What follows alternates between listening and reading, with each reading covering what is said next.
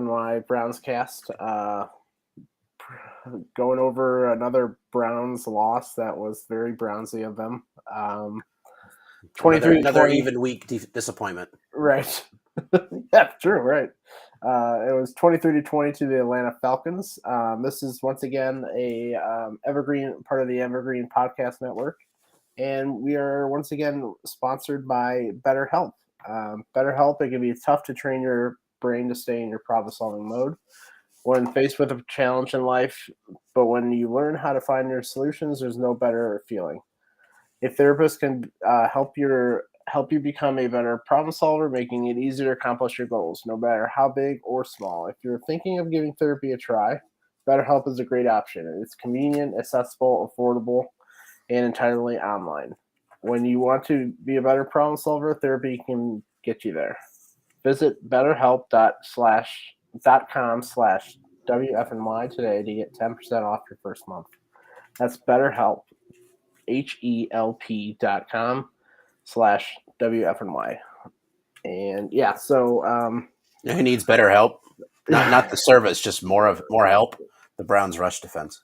oh god, yeah. So going over the kind of the big things here, it was the run defense. Just was it looked like teams trying to defend the Browns defense, but like even worse because they allowed 202 yards rushing to a Falcons team that was pretty much what they didn't have their top running back for much of the game, and they were beaten by a third and practice squad running back for in the second half. So it was pitiful. It was quite pitiful. Yeah. What was your thoughts on that? What was super strange about it is how it just kind of changed on a dime. Yeah. It's like the Falcons came out in formations like that the Browns hadn't seen for some reason. Yeah. Like that was how much it changed. It looked like they were playing a completely different offense. I don't know how much of that was that Huntley kid coming in and running through them. It seemed like a different running style than they had seen. So Yeah. maybe that was a bit surprising. And then I do think that a big part of this, and there's going to be some of this does fall on Joe Woods, the rush defense. I think he did take too long to come out of base Right. and try to stop the run. They kept trying to do what they did in the first half, and then the first half of the third quarter, and it took them until they got down to the goal line that Right. Yeah. at the end of that second long drive to change anything, and then at that point, like, you're already giving up points. So it goes to show you the defensive line they ran out there today was obviously not their starters, and they played well for 2.5 quarters, but that's why they're not starters. They're depth pieces at this point. That they couldn't finish the game. Yep. And they couldn't figure out a way to stop the run in the second half. And this game pretty much showed just how little kind of room for struggles on offense that this team has, especially with Brissett under center. They did come back from obviously 10 down in the first half, but like these late chances or late times being behind, it's just tough when you have Brissett. Yeah, another interception in crunch time. Right, you just can't overextend him. You got to know who he is, and that's the key in just getting early leads and kind of keeping hold of it. The run defense, it looked like another time where Joe Woods was way too late on reacting to what was happening. Like we saw it in Pittsburgh last week against Pittsburgh last week. It took too long to get to man coverage where we saw in the second half, and in this game it was way too long. It was a drive and 3/4 of another drive. I think it came down. There was 12 straight running plays that went for probably 90 plus yards. Yeah. At some point, you got to not do Something. that. Right. At some point, you got to come out in a front that isn't going to get blown off the ball Yeah. and force them to throw. I mean, Marcus Mariota completed 7 passes today, and that team won the game. Oh my God.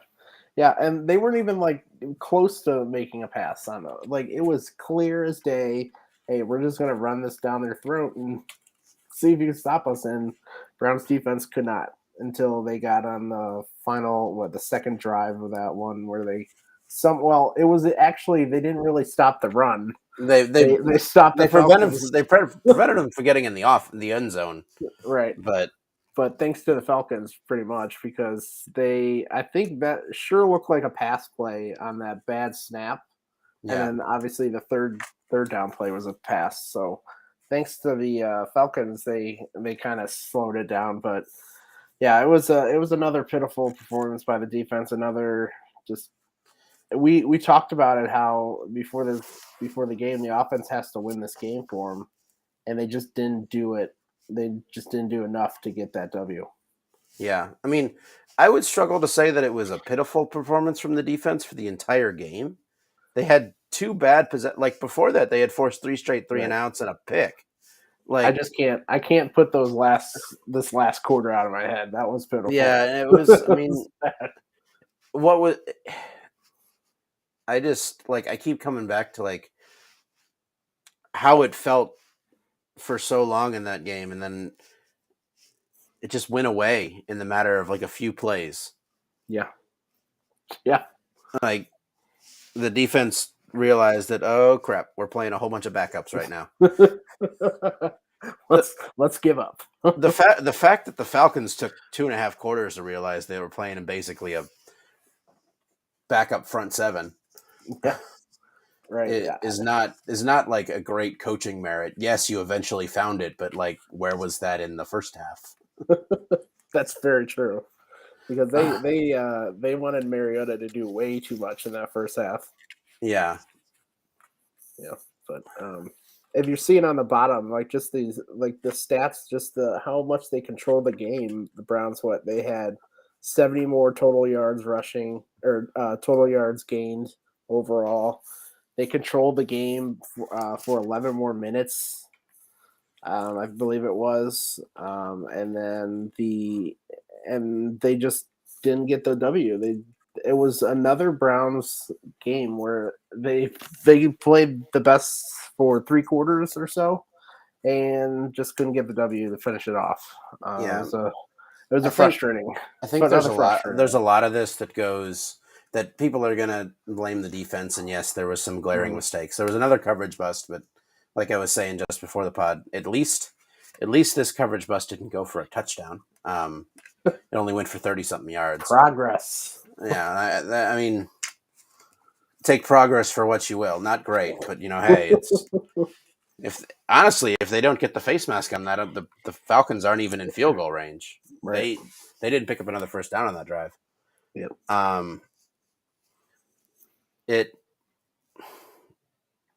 You can look back in the first half and given this offense's ability to score in the red zone, especially inside the 10-yard line, yeah, they gave away what you'd think would be 11 points. Yep. That's probably where it came down to. Yeah. I don't fault them for going for it in the first possession. Like, fine. Like, I think the play call was a little weird. I think the play calling was a little weird down at the goal line, but like the decision wasn't. I didn't criticize that because that's who this team is. This team is aggressive. It's going to be aggressive down on 4th downs and in the red zone. Although I will say, and I marked this down in my notes every time it happened, the Browns are one of the most successful teams in the league at running screenplays. They had 4 blown up today. Yeah. Every screenplay they ran was blown up by something. Brissett double clutched 2 of them because he had pressure right in his face. Yeah. And then there was a third one that was blown up, and Bitonio got too far downfield. Yeah, it was mostly because of just the pressure in the backfield. Like, Yeah. like this, it was set up. Like all four of them were pretty well set One up. of them was a touchdown. Yeah, yeah. I think two of them could have been a touchdown.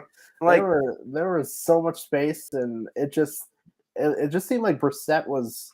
and what's strange about it is Holding that it you too usually long. want the defense to blitz into screens Yeah, because that's fewer people downfield that yeah, can make the tackle. yeah.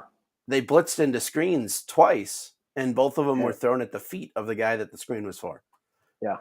Yeah, it So just seemed like Brissett was just a little bit surprised by the pressure, like he didn't know it was coming. It was weird I think he because was surprised by where it was coming from.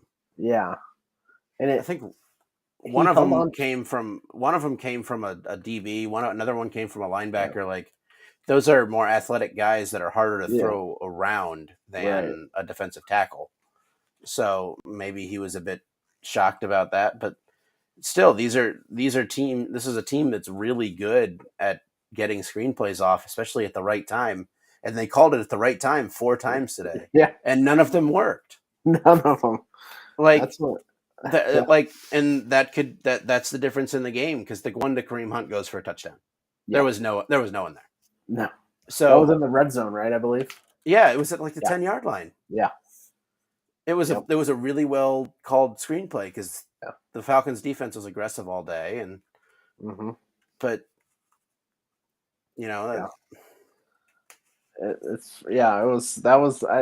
I'm glad you brought that up. It was just weird seeing them just be very inept on those screenplays. They've been just dynamite for the past several years now, and and they always call them at the right time, right? And they were called today, and they did it today at the right. Just for various reasons, they didn't work. Mm-hmm. Yeah. It was just one of those games where if just like one little thing changed, I think they would have won this game. Like if one of those hit, obviously you win. If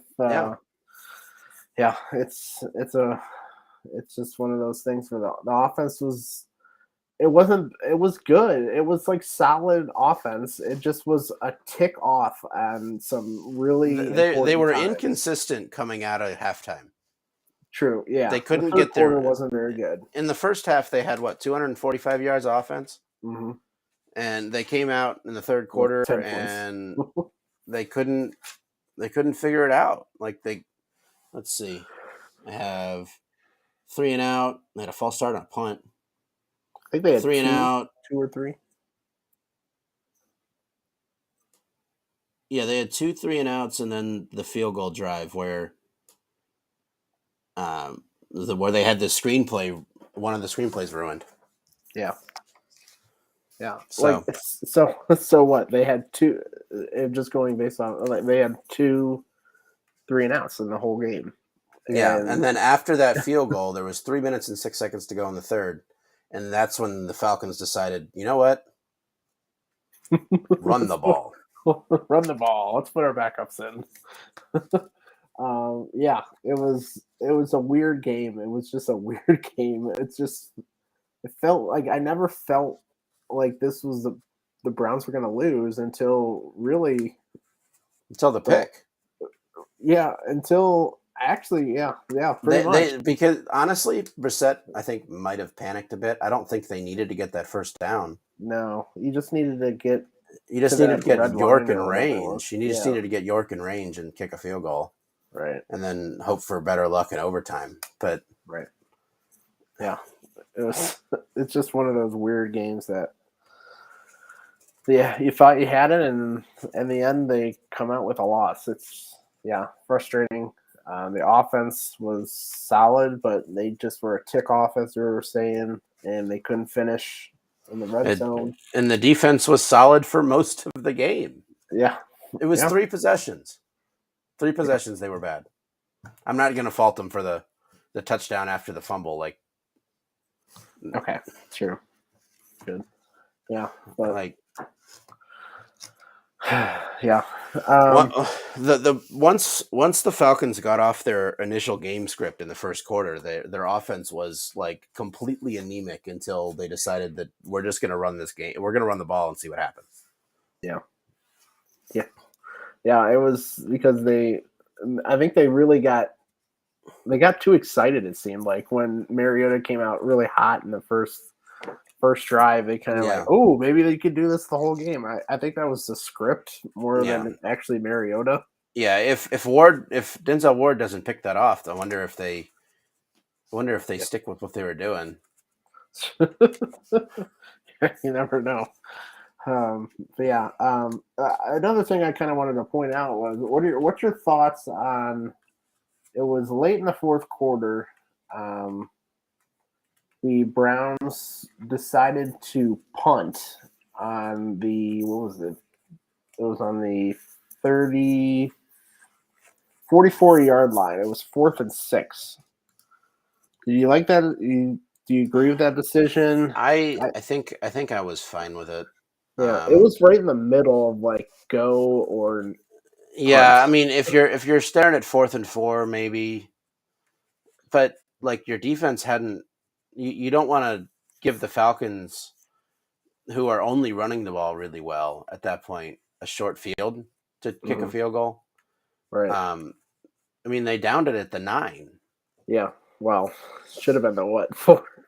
that was that was Harrison picking the ball up at the 9 after he Yeah, could have. I mean, he could have let it roll a little further, Yeah. but like they're still at the 9. It's still 91 Right. yards away.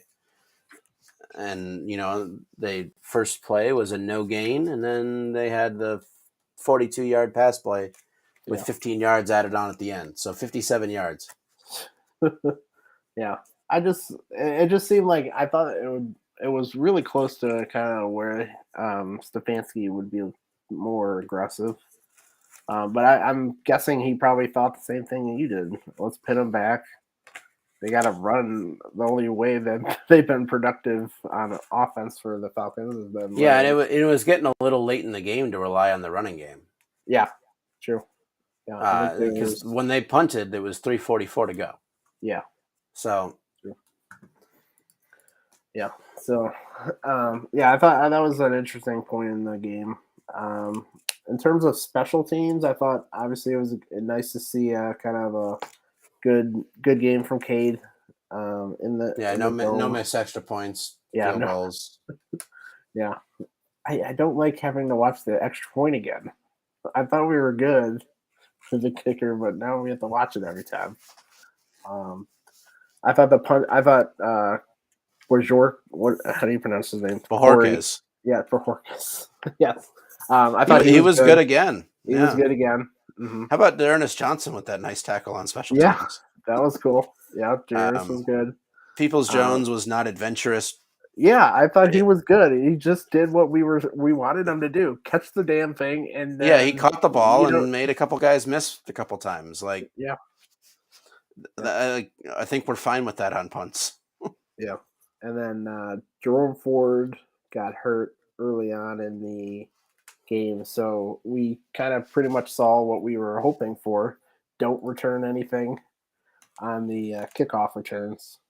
But yeah, overall the special teams wasn't too bad. It was pretty good. Offense was pretty solid.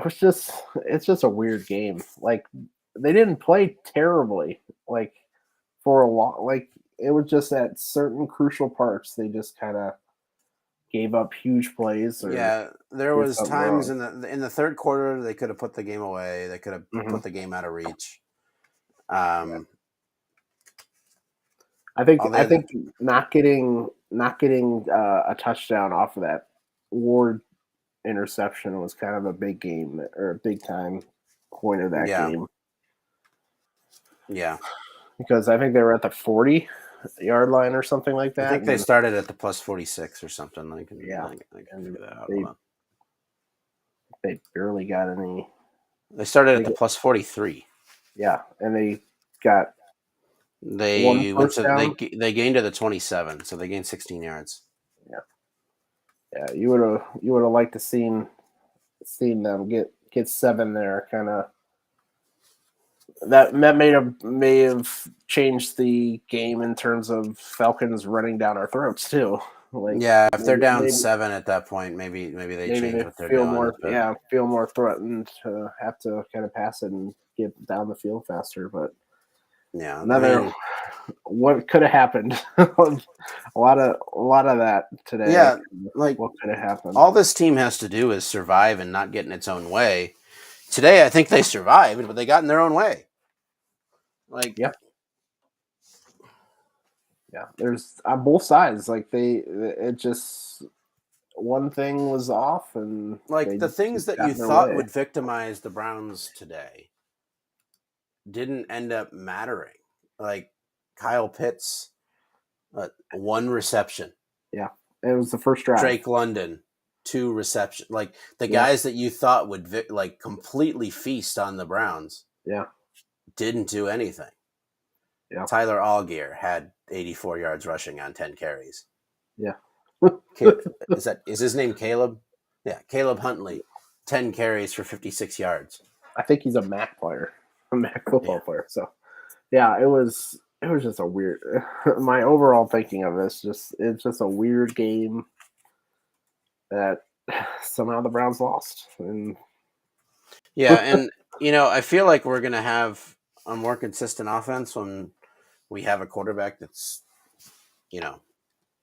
not a career backup. Like, not that Brissett's playing poorly. No, today was probably his least efficient day.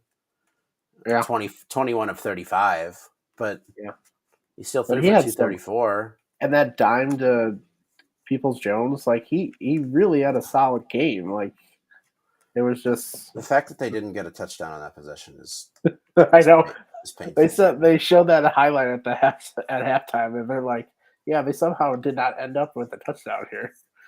That was the play calling that was really like I thought Stefanski was good all day. Like twice the Browns got down into the red zone inside the 10, and they ran Nick Chubb on first down and got nothing out of it, and they went away from running for the rest of the possession. Yeah, it was stopped on like he still got like half an inch, like he still got half a yard. It's not like he got stopped in the backfield. He just barely missed the goal line, and then the very next play they went to a pass. Like I wasn't sure what. It just seemed weird that Stefanski would go away from the run, especially around the goal line. I know the Falcons were probably playing for the run, but like you got to trust your team. Trust your run game to get 1 yard. I thought that was the only thing I could really kind of fault Stefanski on. I don't think the decisions was bad to go on fourth downs or anything like that. I thought his play calling for most of the game was really good. The screens just didn't work. If those screens work, the Browns might have 500 yards of offense today. Yeah. It was just there's not much to say. It's just a weird game that they didn't do 1 or 2 more things to get that W. I mean, you come down to it, and the difference has ended up being that, they didn't have their starting defensive line. I think if you have Myles Garrett and Jadeveon Clowney out there, you're probably not giving up 200 yards on the ground. I don't think those guys have ever given up 200 yards on the ground together. No. So that's very good point. Especially they were gashing them on the edges too, and Jadeveon and Myles would not be able to do that. No.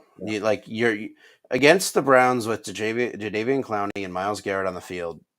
The only way you're getting outside of them is potentially some read option or some quick pitch stuff. But even then, that's hard. You're not going to be able to hand it off from under center and get outside of them. So you're limited to just running up the middle, and they've had enough athleticism at the the linebacker position that hasn't worked, which is why they came into the game ranked like 7th in rush defense. Yeah. So, it was they picked on our weakness because of the injuries. It was a perfect storm of things that caused the Browns to be in the situation that they were today. That's a good way to sum it up. Just a perfect storm of things on offense, things on defense, and then injuries that they couldn't really control. Yeah. And had it not been the Falcons, had it been a team that like for lack of a better word, that the Browns might have respected a little more. Maybe Clowney tries to give it a go today. Yeah, but because he traveled, which is interesting. I think they saw the games coming up and decided that they needed him more there than they did today, and bit him. Yeah, I expected him to play because usually you don't. Why would you bring your hurt guy with you? And I definitely think they probably had that sort of thinking. Like, hey, we have the Chargers next week. We have Patriots after that, and then we have the Ravens after that. Right. Let's maybe try to hide him here, hide the injury, and give him another week off. And it came back to bite him hard, in the form of 202 yards rushing. I still can't get over that Hundley was the guy. Yeah, like it's not even like Algier was not running the ball well before that happened. No. Huntley came in, like he presented a style that the Browns defense wasn't necessarily ready for. Yeah, run your ass over. Yeah, he was just like, I'm just going to run forward and see how long it takes you guys to stop me. I'm not going to try to find holes like Algier or Patterson were doing. Like, I'm just going to run where the play tells me to run and see what happens. I have to say that the tackling was awful in those two drives too.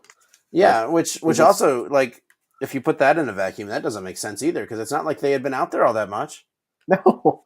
Like, I could see, like, end of the game, second half, they were out there longer, but, like, before that, like, they were not out there long. After the interception drive, the Falcons ran 17, 23 plays that mattered. Yeah. So that means before that point, they had run 32 plays. The defense should not have been tired at all. No, like, I think so before the interception, up to the interception, they were on the field for about 5 minutes of game time. And that's in 3 drives. They were on the field for 5 minutes. And then they just give up a 5-yard or 5-minute drive for 10 plays that just completely ran through them. Like, there was it just came out of nowhere. It was so weird. This game was just like the Falcons offense was weird today. Like, they came out like gangbusters. Like, they dominated through the air, and then they couldn't do anything for two and a half quarter or about 2 quarters. Let's see. They had a 14-play, 84-yard drive to start the game. Mm-hmm. 3 plays, 31 yards to score after the fumble. Their next, 5 drives were 3 plays, 6 yards, one play for a kneel down at the end of the half. 3 plays, 4 yards punt. 4 plays minus 16 yards punt. 5 plays, 18 yards interception. Right. So let's see that between that 84-yard field goal drive and the 75-yard touchdown drive, they had 37, 36, 40, 24, 42 yards of offense. Yeah, that's wild. That's not winning football, and no. The Browns offense couldn't take advantage of it because they couldn't score touchdowns. And then in the second half, they came out and had 2 3-and-outs to start. And then they couldn't score a touchdown after an interception. Yep. Basically, they just kept them in the game and couldn't put them away. That's basically what happened. They had for the second time this season, the Browns beat themselves. The other team certainly did what they needed to beat them, but the Browns beat themselves. Browns had opportunities just to not make this a game, and they made. And the thing that you can't do right now, when you're playing with your backup quarterback for the next still 7 games to go, is you can't beat yourself. Yeah. And now the easy part of your schedule's done. Easy. Easy, yes. I mean, they're all hard in the NFL, I guess. yeah. If you looked at what transpired in this week alone, like it's a weird season so far. The AFC North can't keep leads. The AFC West can't stay healthy. The Lions might not field a defense. I haven't confirmed that yet. 48 points is a lot of points. 48 points. Hold on, no. There's a qualifier there. 48 points to Geno Smith. That's very true. that's like he hasn't put up that many points since WVU beat Texas in 2012. Yeah, that is wild. I can't believe that. They almost won that game too. Yeah, without their three best offensive players. Like, I don't know what's going on in Detroit. Something is weird. Yeah, that team is very weird.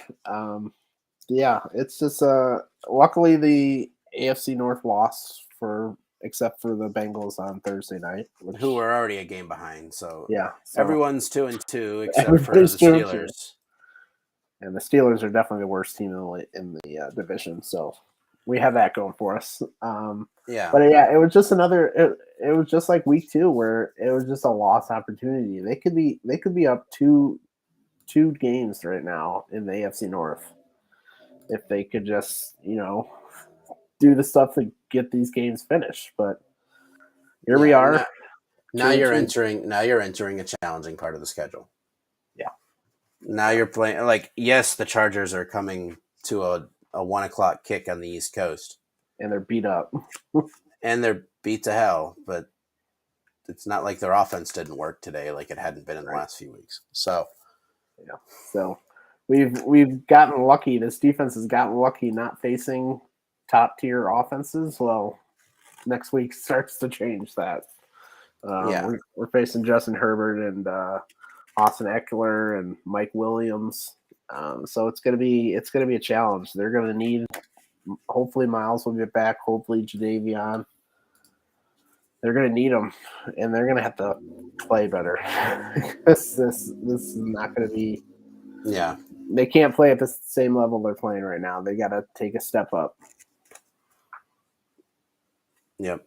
I mean, before the season started, I pretty much had reserved myself to thinking that if the Browns got 5 wins before Deshaun Watson came back, then they'd be in a good shape to make a playoff push. That's becoming a little easier to say 5 wins is going to put you in the division push, because I don't know. Right. Right now, there might not be very many teams in the division that have more than 6 or 7 wins by the time October or December rolls around. So, yeah. I thought they had to go 3-1 out of here. I did too. 4. I did too. I don't think we wouldn't have anticipated them to play a week 2 preseason defensive line in Atlanta. You still have the talent to win that game, but it's gonna be a tough road ahead. So they go next 2 home games are Chargers, Patriots, and then it kind of really starts. Obviously, those are 2 tough opponents. Then you get Ravens, Bengals, Dolphins, Bills, Bucks. That's a tough string right there. Yeah, I mean, you can't. You're really at a point where you can't really afford to lose these next 2 games, because those 5 teams are all you're not going to be favored against any of them. Yeah. Unless you get your defense back next week, you're probably not going to be favored at home against the Chargers. Probably be favored against the Brian Hoyer Patriots if it is Brian Hoyer. Yeah. But, so you're out of wiggle room. You threw away your 2 wiggle room games. You did, yeah. If you're 4-0 right now, you're staring at we could go 1-6 over the next few and still be 5-6. That's exactly I was thinking. These first 4 games were kind of your buffer measure. Yeah, your buffer of how you can go the rest of the season. Like if they were 4-0, you could struggle in the next couple of games and be all right. But now you can't just. You got to try to win. You got to. Well, obviously you try to win every game, but you got to get these wins, and it's going to be hard.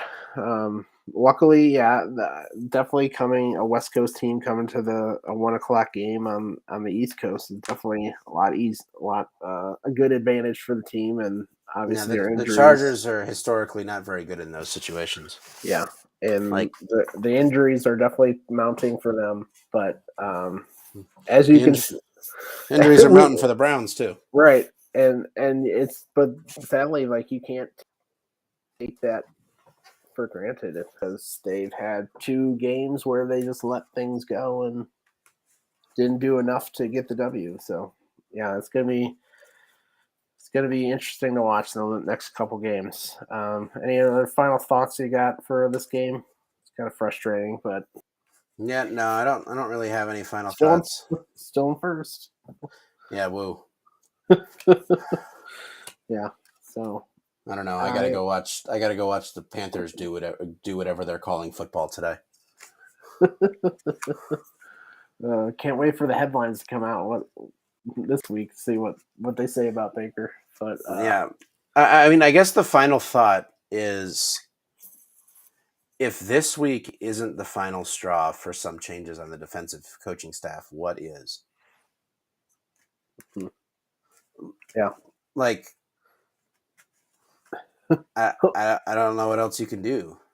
Right. It's just it's a continuation of the same problem. Like there's always once a week there's a breakdown in coverage. Once a week there's a time where the play calling is just too slow to figure out what the other team is doing. And that happens every week. It happened last week because it took them to the second half to figure out what Pittsburgh was doing. It took them two drives and about almost 2 drives to figure out what they're doing, what the Falcons were doing. It's I don't know how much more evidence you need on Joe Woods. I really don't. Like, I know his defensive line was out, but help them. I'm not even like super on the fire Joe Woods train, but if there was any reason to do it, it's that they don't make adjustments when they need to. Yeah. You need to be quicker making adjustments if you're going to be serious about this. Yeah. You can't let one whole drive go, come to the sideline and say, "Oh, we'll get him next time." And then watch another whole fucking drive go. That's we always blame the coaches for these breakdowns. Obviously that could be coaching and players, but the big thing is just making adjustments, and he has you have to coach. You have to coach. You have when you have 10 plays at 75 yards, all on the ground, not a single pass play was called. That you come back to the sidelines and you coach.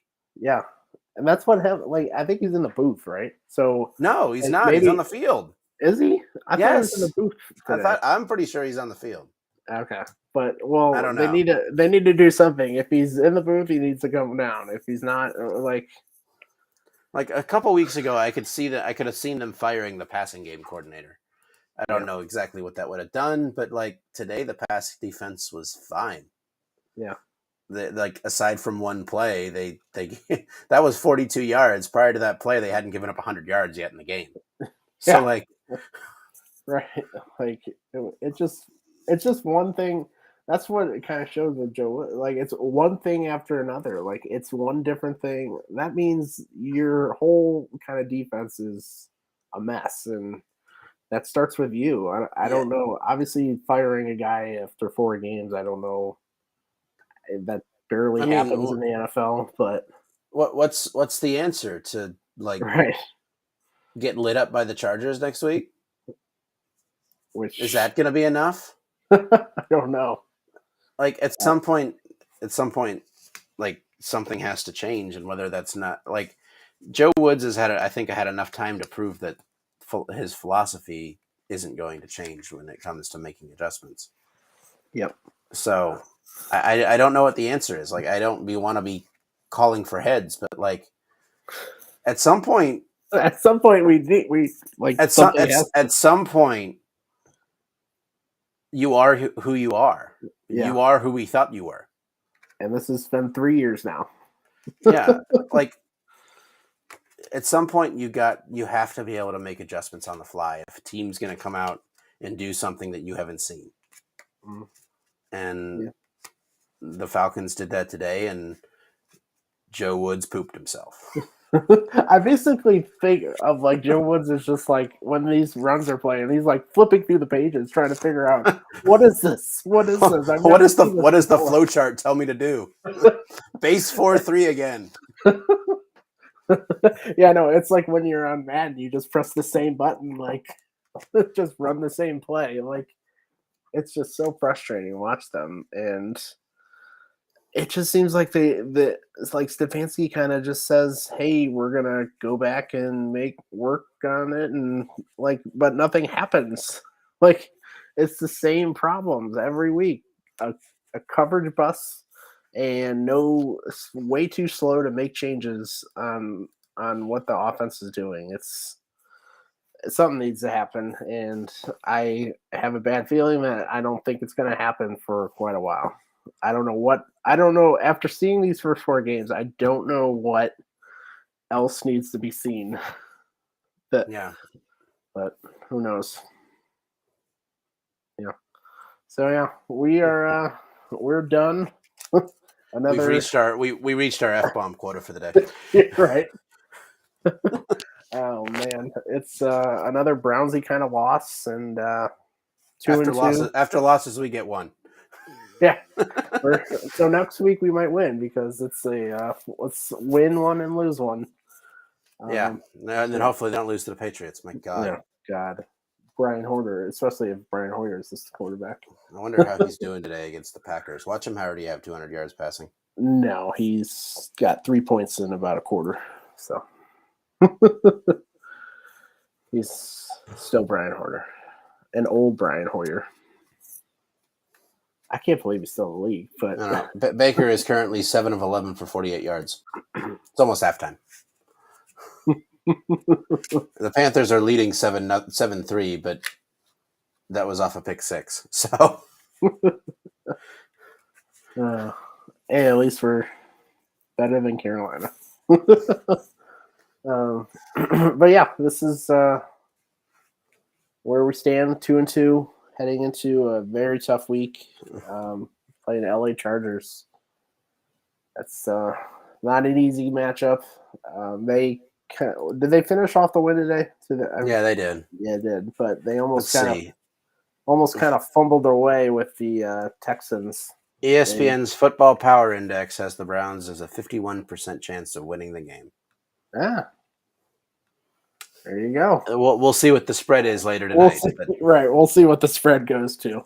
I imagine it's probably going to start somewhere at like Browns -2, and then see where it goes from there. Quickly move. Yeah. So we'll be back next week, about Wednesday or Thursday. We'll see where the odds are by then. Yeah, and we'll go over today's odds. I think our predictions were all over the place. So, they were. Thanks for joining us. This is another WFNY BrownsCast with Taylor and Joe.